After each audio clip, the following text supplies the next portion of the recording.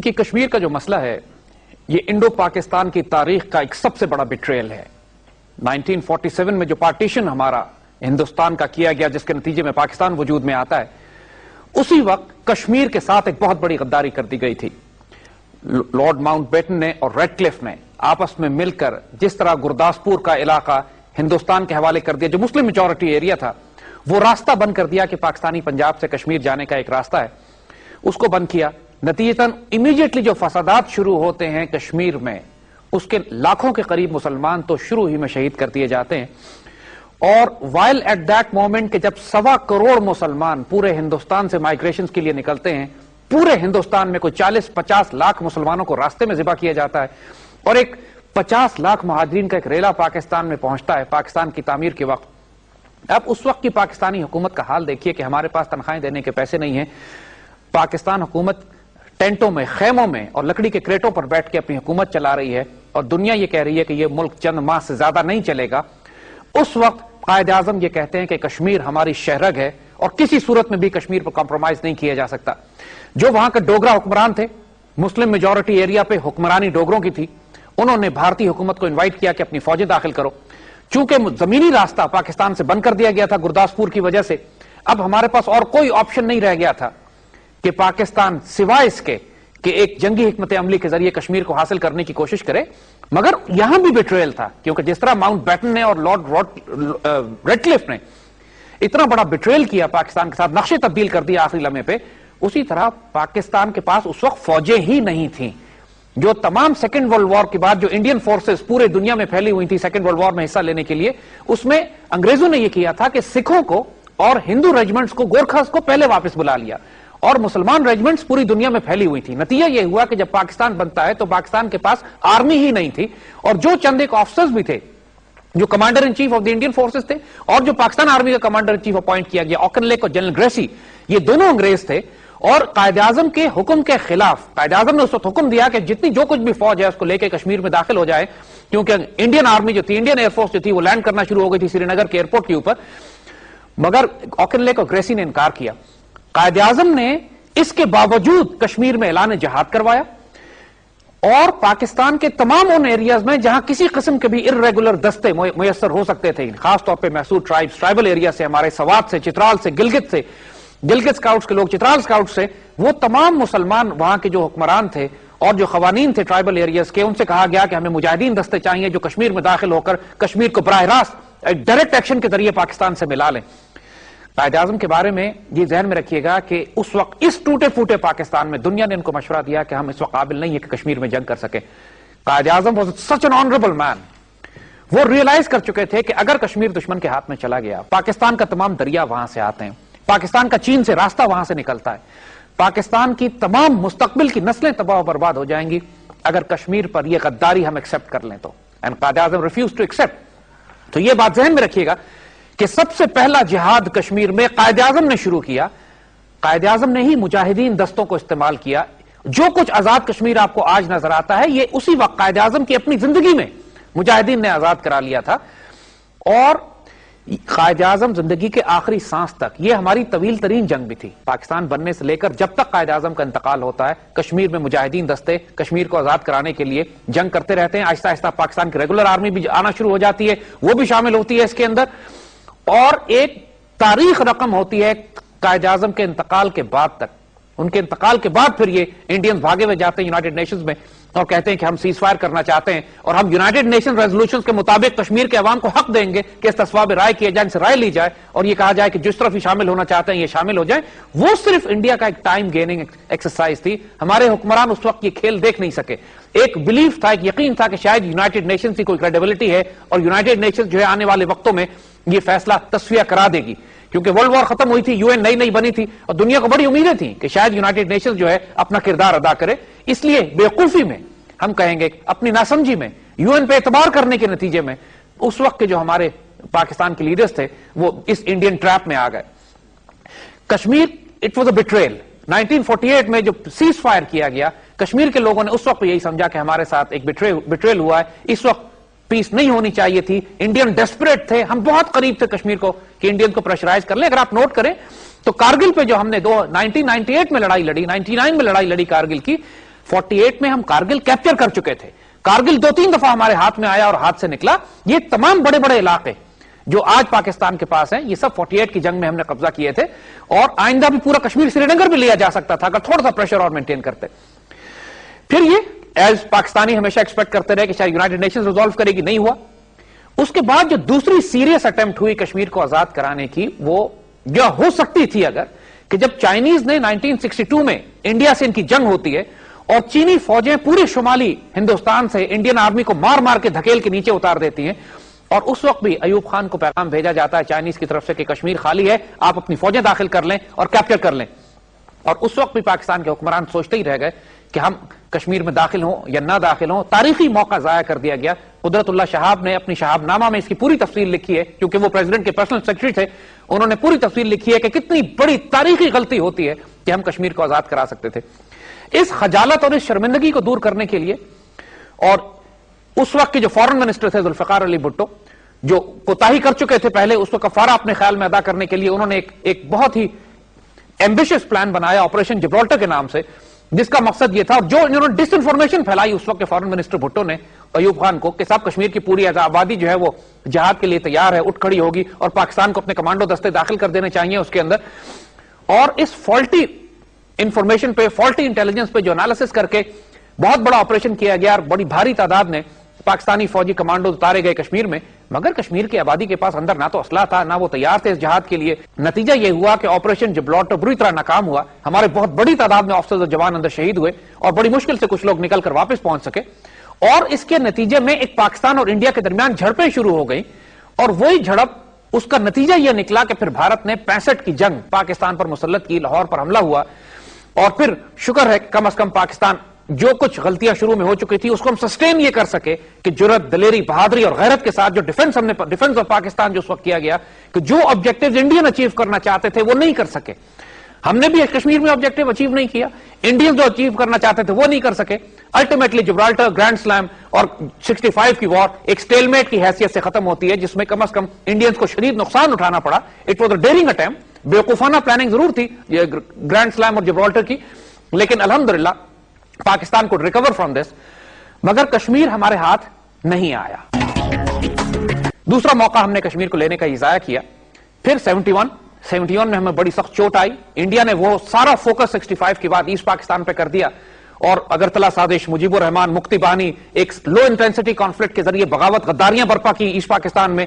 اور انڈیا نے سارا فوکس رکھا اسی بات پہ کہ اب ویسٹ پاکستان سے بعد میں نپٹیں گے, پہلے ایسٹ توڑ کر الگ کریں.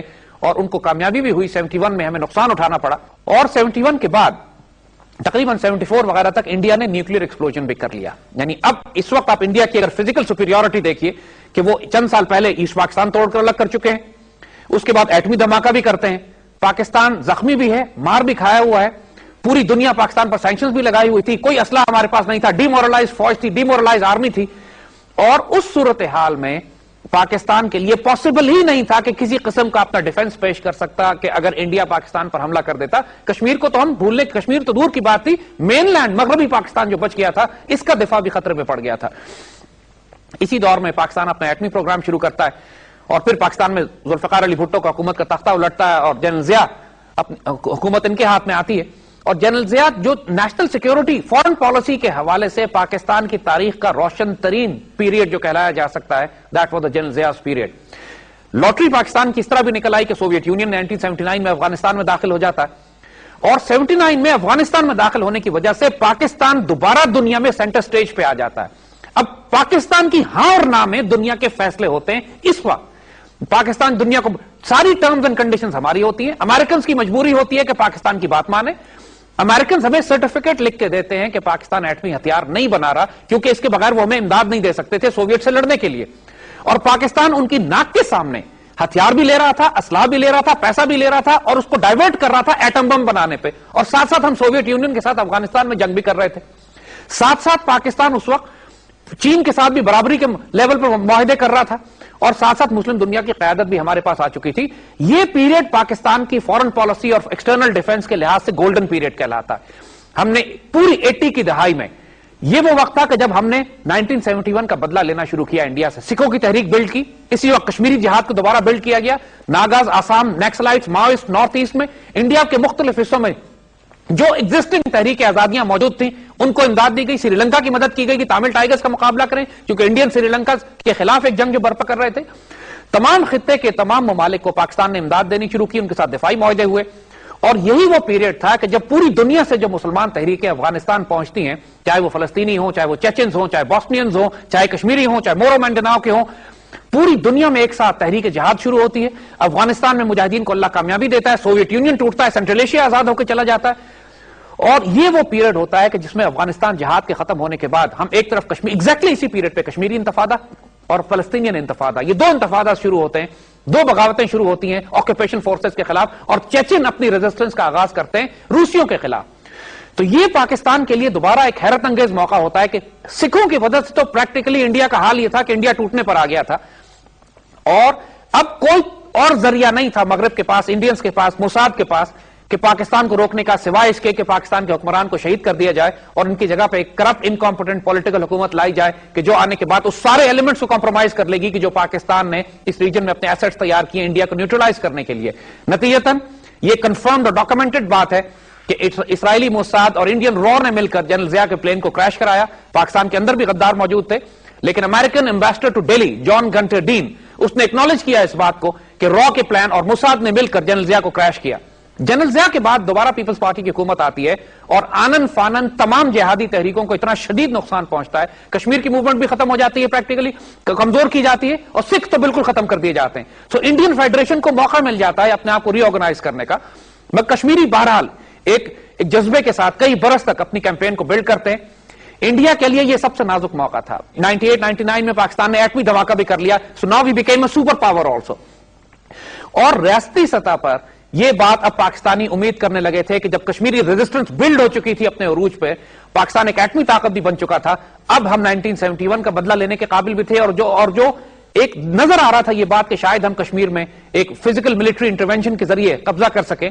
تو کارگل کی جو کانفلکٹ ہے, جو جنگ مجاہدین کی شروع کرتے ہیں اور پھر پاکستان آرمی اس میں براہ راست شامل ہو جاتی ہے, اٹ واز اے لوکل وار. اس کے باوجود it was a historic moment for Pakistan کہ ہم کارگل میں انڈینز کو پریشرائز کر سکیں. انڈینز کو جو شدید نقصان اٹھانا پڑا, کلیکٹیو 65 اور 71 کی جنگ میں اتنے انڈین آرمی کے سولجرز اور آفیسرز نہیں مارے گئے جتنا کارگل میں مارے گئے ہمارے مجاہدین اور ہمارے ریگولر فورسز کے ہاتھوں. مگر اس وقت کی سیاسی حکومت کو بھی they lost their nerves, they compromise American pressure پہ. جس طرح 48 میں جب انڈینز ہارنے لگے تو بھاگتے ہوئے UN کے پاس گئے, کارگل میں جب انڈینز کو مار پڑنے لگی تو بھاگتے ہوئے امریکہ کے پاس گئے, امریکہ نے دباؤ ڈالا, حکمران کمپرومائز کر گئے, اور کارگل کانفلکٹ کو بھی ہمیں بیچ میں چھوڑ کر واپس ہٹنا پڑا. اگین تاریخی موقع ہم نے ضائع کیا. مگر انڈین گاٹ اے بلڈی نوز جو کہتے ہیں. 2009-11 کے بعد, 2001 کے بعد تو پریکٹیکلی پاکستان کی فورن پالیسی ہی تبدیل ہو کے رہ گئی. اس سے پہلے جو پاکستان کا فوکس کشمیر پہ یا انڈیا کی طرف تھا, وہ سارا فوکس تبدیل ہو کے افغانستان چلا گیا. ہم کو اپنی کئی لاکھ فوجیں افغانستان کے ساتھ لگانی پڑی, انڈیا کے بارڈر کی طرف سے ہم نے فوجیں ہٹائیں. انڈیا نے یہ موقع غنیمت جانا. انڈینز نے یہ سمجھا کہ اگر پاکستان نے, چونکہ امریکن پریشر ہے, پاکستان نے سارا فوکس افغانستان کی طرف کر لیا ہے, تو اس وقت انڈیا ایکسپیکٹڈ کہ اس کے پاس موقع ہے کہ وہ براہ راست پاکستان پر انویژن کر کے, حملہ کر کے پاکستان کو توڑ دے. آپ کو یاد ہوگا کہ 2002 میں ایک دھماکے کے بعد کشمیر میں یا انڈیا میں کوئی پارلیمنٹ پہ ان کے حملہ ہوتا ہے, اور اس کے بعد ایک سٹینڈ آف ہوتا ہے انڈیا اور پاکستان کے درمیان. انڈیا پوری فوجیں لا کے پاکستان کی سرحد پہ کھڑا کر دیتا ہے, اور دو نیوکلیئر ممالک تقریباً 11 لاکھ فوجیں آمنے سامنے ایک سال تک آئی بال ٹو آئی بال کھڑی رہتی ہیں, اور خطرہ یہی ہوتا ہے کہ کسی لمحے ایک نیوکلیئر وار شروع ہو جائے گی. یہ 2002 میں انڈینز نے اس وقت انیشیٹو لیا, اس وقت تھریٹ کیا پاکستان کو کہ جب ہماری توجہ تھی افغانستان کی طرف ہو گئی تھی.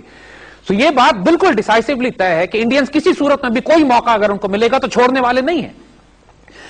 تقریباً 2007 تک اس وقت حال یہ ہو چکا تھا کہ مشرف دور میں کہ پاکستان اتنا کمپرومائز کر چکا تھا اپنے کشمیر کے سٹینڈ پہ کہ پاکستان اب مختلف آپشنز دینے لگا تھا کہ چناب فارمولا لے لیں, کشمیر کو لائن آف کنٹرول کو بارڈر بنا لیں.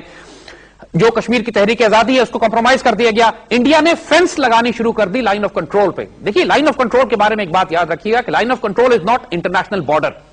Line of control is line of control. جس کا 60 سال سے یہ ہو رہا ہے کہ یہاں پہ جھڑپیں ہو رہی ہیں, یہاں پہ کلیشز ہو رہے ہیں, جس ملک کا بس چلتا ہے, جس پہاڑی چوکی کو چاہتا ہے پکڑ لیتا ہے, کسی قسم کا کوئی لا وہاں پہ نہیں ہے. It is not a border, it is a line of control. لہٰذا اگر کارگل ہوتا ہے اور ہم فوجیں اندر جاتی ہیں ہماری طرف سے یا ان کے لوگ ہماری پوسٹوں پہ قبضہ کرتے ہیں, تو یہ ایکسپٹڈ نارم ہے. ہر روز آپس میں کلیشز ہوتے ہیں, فائرنگ ہوتی ہے, ایک دوسرے کے لوگ مارے جاتے ہیں, اور یہ پچھلے 63 سال سے ہو رہا ہے. इंडिया का जहां तक ताल्लुक है, उसने इसराइल की मदद से ड्रोन्स लिए, बड़े हेरॉन और सर्चर जो Israeli state of the art drones हैं, पूरे बॉर्डर के ऊपर सर्वेलेंस रेडार्स लगाए, फेंसिंग लगाई, मल्टीपल लेयर्स ऑफ फेंसिंग लगाई और मुकम्मल तौर पर सील कर दिया कश्मीर बॉर्डर को कि अब पाकिस्तान की तरफ से तो पॉसिबिलिटी नहीं थी किसी मुजाहिद के अंदर जा सकते। खुद कश्मीर के अंदर हाल यह था कि 80,000 से ज्यादा मुसलमानों को शहीद किया जा चुका है। दुनिया का सबसे बड़ा प्रिजन कहलाता है कश्मीर, जो सिविलियन टू ट्रूप्स रेशो है वहां पे, यानी 35 लाख की अगर आबादी है तो 7 लाख फौज वहां मौजूद है। हर 5 सिविलियन के ऊपर एक इंडियन सोल्जर या पैरामिलिट्री या पुलिस का सिपाही खड़ा हुआ है। पूरी दुनिया में कहीं इतना सिविलियन टू ट्रूप रेशो नहीं है और इसके बावजूद तहरीक आजादी खत्म होने में नहीं आ रही। इस दफा 14 अगस्त को जितना बड़ा पाकिस्तान में जुलूस निकाले गए, इससे ज्यादा बड़े जुलूस ऑक्युपाइड कश्मीर में निकाले गए और पूरे हिंदुस्तान पे लाखों की तादाद में पाकिस्तान के झंडे लगे हुए थे।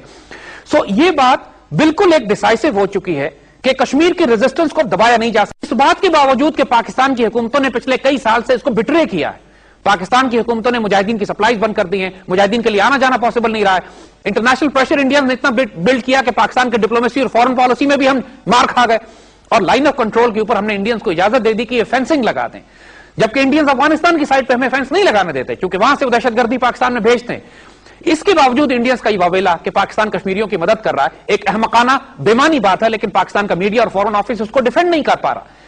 लिहाजा इस वक्त जो स्टेटस है कि कश्मीर की मिलिटेंसी कमजोर हो गई है, पॉलिटिकल मूवमेंट पूरी तरह कायम है, पाकिस्तान की सियासी हुकूमतें बिल्कुल कश्मीर की मदद नहीं कर रही, पाकिस्तान के अंदर कश्मीर का मसला मदम हो गया है इसलिए कि पाकिस्तान खुद अपनी सरहदों के अंदर इंडियन स्पॉन्सर्ड जंगें लड़ रहा है। सवात में, वजीरिस्तान में, हमारे इलाकों में जो खुदकुश हमले और धमाके शुरू हुए, उसकी वजह से पाकिस्तानी कौम की तवज्जो अपने इंटरनल सिक्योरिटी इश्यूज पे हो गई, तो कश्मीर का मसला बैक बर्नर पे चला गया। कश्मीरी अभी भी महसूस कर रहे हैं कि हमें पाकिस्तान ने अबैंडन कर दिया है और वो तमाम कश्मीरी एलिमेंट्स के जो स्ट्रांगली प्रो पाकिस्तान है, वो तमाम एलिमेंट्स के जो गिलानी साहब की नुमाइंदगी करते हैं या उनकी जमात की तरबियत याफ्ता है, मसरत के नाम से एक मुजाहिद जो 17 साल से जेल में बंद किया गया है वहां पे, और इस तरह के वो एलिमेंट्स के जो इंडिया से कॉम्प्रोमाइज करने की बात करते हैं, वो जो कहते हैं कि इंडिपेंडेंट या ऑटोनोमस कश्मीर ले लें या इंडियन कॉन्स्टिट्यूशन के अंदर लोकल ऑटोनॉमी ले लें, उनके साथ तो इंडियंस बात करने पर तैयार हैं। लेकिन वो तमाम मुजाहिदीन ग्रुप्स और एलिमेंट्स के जो पाकिस्तान की बात करते हैं, कायद-ए-आज़म का यौम पाकिस्तान और 23 मार्च और 14 अगस्त ऑक्युपाइड कश्मीर में मनाते हैं, उन तमाम एलिमेंट्स को इंडियंस ने भी इग्नोर कर दिया, जेलों में डाला हुआ या खत्म कर रहे हैं। मीडिया उनको प्रोजेक्ट नहीं करता, ना उनको वीजे मिलते हैं पाकिस्तान आने के, और पाकिस्तान गवर्नमेंट ने भी उनसे राब्ते ताल्लुकात खत्म कर दिए हैं और सो कॉल्ड मॉडरेट एलिमेंट्स के साथ कि जो इंडियन कॉन्स्टिट्यूशन के दरमियान रहते हुए या इंडिपेंडेंट कश्मीर की बात करते हैं, उनसे पाकिस्तान में बातचीत की जा रही है। इस वक्त जरूरत इस बात की है। देखिए, इंडिया के मामले में एक बात हम आपको बता दें कश्मीर के हवाले से, कश्मीर का कोई इंडिपेंडेंट मसला है, इंडिपेंडेंट हल नहीं है। देयर इज नो पॉसिबिलिटी कि आप सिर्फ कश्मीर का मसला कश्मीर में रिजॉल्व कर लें। कश्मीर के मसले को इंडिया से रिजॉल्व करने के लिए हमको बायलैटरली दोनों मुल्कों के दरमियान एक फैसलाकुन मामला तय करना पड़ेगा कि पाकिस्तान और इंडिया आपस में कोएग्जिस्ट कर सकते हैं या नहीं। अगर तो इंडियंस ये डिसाइड करते हैं कि पाकिस्तान के साथ वो कोएग्जिस्ट नहीं करते, और ये बिल्कुल तय है कि वो डिसाइड हमारे साथ कोएग्जिस्ट नहीं कर सकते, उन्होंने पाकिस्तान को माजी में भी तोड़ा है, मजीद तोड़ने की कोशिश कर रहे हैं, तो पाकिस्तान के पास और कोई ऑप्शन नहीं रह जाता कि सिर्फ कश्मीर ही नहीं, इंडिया में मौजूद तमाम इंसर्जेंसी और सेपरेटिस्ट मूवमेंट्स को हम सपोर्ट करके इंडिया को डिसमेंबर कर दें, तोड़ के छोटा छोटा कर दें, जिस तरह वो पाकिस्तान को तोड़ना चाहते हैं। और पाकिस्तान सिर्फ रिएक्ट करेगा, क्योंकि हमने इंडिया को नहीं तोड़ा, वो हमें ईस्ट पाकिस्तान तोड़ चुके हैं हमारा, और Pakistan has all the legal, moral and international right to respond in its self defence. India हम पर अटैक कर रहा है इस वक्त, low intensity conflict, psychological warfare के जरिए, इंसर्जेंसी ग्रुप्स को सपोर्ट करके, एंड पाकिस्तान कैन रिस्पॉन्ड। इसी तरीके से हमने इनको जवाब भी देना। तो कश्मीर के मुजाहिदीन की मदद करना, खालिस्तान की मदद करना, नक्सलाइट्स, तामिल, नॉर्थ ईस्ट सेपरेटिस्ट की मदद करना, सिखों को सपोर्ट करना, यह पाकिस्तान की अब इंटीग्रल फॉरेन पॉलिसी का हिस्सा होना चाहिए, क्योंकि इंडिया मुसलसल पाकिस्तान को डिसइंटीग्रेट करने के लिए यह कर रहा है। लिहाजा हम सिर्फ रिस्पॉन्ड करेंगे। और फिर जैसे बात कही कि डिस्प्यूटेड टेरिटरीज है, Kashmir is a disputed territory. अगर यूनाइटेड नेशंस फैसला नहीं कर सकती, इंडिया ने हमारा पानी बंद करना शुरू कर दिया। कश्मीर पे कम से कम 40 से 50 डैम बनाए उन्होंने छोटे और बड़े दरियाओं के ऊपर। पाकिस्तान में खुशहाली और कहत साली हो रही है, हमारी फसलें तबाह हो रही हैं, हमारी आने वाली नस्लें तबाह हो जाएंगी। इंडिया हम पे जंग करे या ना करे, हमारा पानी बंद करके पाकिस्तान को वो रेगिस्तान बना सकता है। इस सूरत हाल में पाकिस्तान क्या करेगा?